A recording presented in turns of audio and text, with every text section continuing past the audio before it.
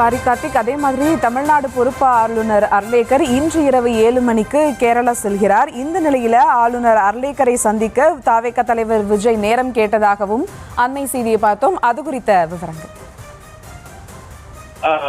ஆளுநர் அவர்கள் இன்று மாலை கேரளா செல்லவிருப்பதாக தகவல் வந்து கொண்டிருக்கிறது. நாளை தமிழகத்தை பொறுத்தவரைக்கும் சட்டப்பேரவை என்பது நாளை 10ஆம் தேதியோடு முழுவதாக ஆரம்பிக்க வேண்டும். ஏனென்றால் சட்டப்பேரவையில் விதிகளின்படி கடந்த 2021 இதே மே 10ஆம் தேதி தான் சட்டப்பேரவை திமுக ஆட்சியில் துவங்கியிருக்கிறது. இந்நிலையில் மீண்டும் 10ஆம் தேதிக்குள்ளதாக தமிழக சட்டப்பேரவை துவங்க வேண்டும் என்பது சட்டமன்ற விதிகளில் இருக்கிறது. ஆனால் இதில் தளர்வு ஏற்பட்டால் ஆளுநர் தாராளமாக அதுக்கு தளர்வு கொடுக்கலாம், கூடுதல் நாட்களும் கொடுக்கலாம்.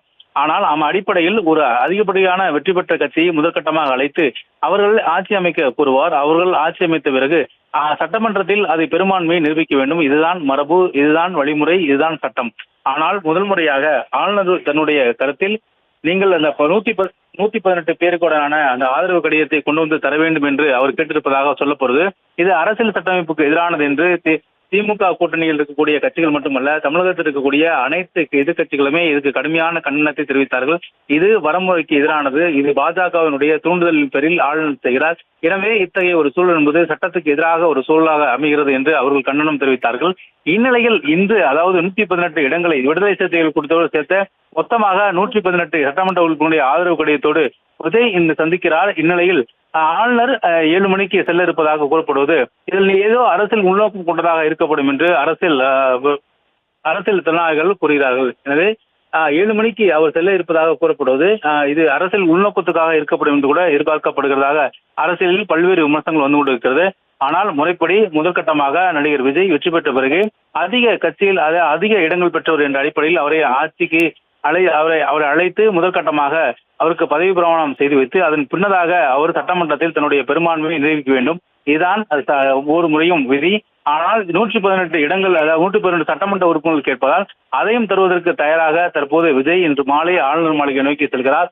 இன்று மாலை சென்ற பிறகு அவர் நாளை ஆளுநர் இவருக்கு பதவி பிரமாணம் செய்து வைப்பார் என்று எதிர்பார்க்கப்பட்ட நிலையில் 7 மணிக்கு அவர் செல்கிறார் என்பது விஜய்க்கு மிகப்பெரிய அதிர்ச்சியும், அதே போல தமிழக வெற்றி கழகத்துக்கு மிகப்பெரிய அதிர்ச்சியும், அவருக்கு ஆதரவளித்த கட்சிகளுக்கும் பெரும் அதிர்ச்சியும் ஏற்படுத்தியிருக்கிறது. இந்நிலையில் இன்று மாலை அவர் 7 மணிக்கு சென்றிருந்தால் அடுத்த கட்டமாக என்ன நடவடிக்கை எடுக்கலாம் என்று தமிழக வெற்றி கழகத்தை சேர்ந்தவர்களும் அதே போல அந்த கட்சியினுடைய தற்போது ஆதரவு அளித்த கூட்டணி கட்சிகளும் முடிவெடுப்பார்கள் என்று எதிர்பார்க்கப்படுகிறது. மேலும் தற்போது இருக்கக்கூடிய சூழலில் ஏற்கனவே நீதிமன்றத்தில் இது தொடர்பாக வழக்கம் கொடுக்கப்பட்டிருக்கிறது. ஏன் எங்களை அழைக்கவில்லை? ஏனென்றால் இது ஏற்கனவே ஒரு தீர்ப்பின் அடிப்படையில் தான். ஏற்கனவே உச்சநீதிமன்றம் இந்த விஷயம் தொடர்பாக பீகாரில் நடந்தது தொடர்பாக ஒரு தீர்ப்பு கொடுக்கப்பட்டிருக்கிறது. எனவே அந்த தீர்ப்பின் அடிப்படையில் தற்போது ஒரு இந்த வழக்கும் தொடரப்பட்டிருக்கிறது. எனவே இந்த வழக்கின் அடிப்படையில் அவர்கள் நடவடிக்கை எடுக்க வேண்டும் என்றும் உடனடியாக இது குறித்து ஆளுநருக்கு உத்தரவிட வேண்டும் என்றும் அந்த நீதிமன்ற வழக்கில் குறிப்பிடப்பட்டிருக்கிறது. எனவே அது தொடர்பாகவும் தமிழக வெற்றி கழகம் அந்த வழக்கை தீவிரப்படுத்தும் என்றும் சொல்லப்படுகிறது. ஒருவேளை 7 மணிக்கு ஆளுநர் சென்றால் வழக்கு தீவிரப்படுத்தும் முயற்சியில் தமிழக வெற்றி கழகம் ஈடுபடும். அதே போல கூட்டணி கட்சி ஆதரவு கட்சிகளும் அதற்கான நிலைப்பாட்டை, ஆளுநருக்கு எதிரான ஒரு நிலைப்பாட்டை உருவாக்குவார் என்று சொல்லப்படுகிறது. 7 மணிக்கு அதாவது நாளைய தினம் அவர் பதவியேற்பு விழா பதவியேற்பை முடித்துவிட்டு சென்றால் தமிழகத்தில் இந்த சூழலில் அரசியல் பரபரப்பான சூழலை இயல்பு நிலைக்கு திருந்தும்.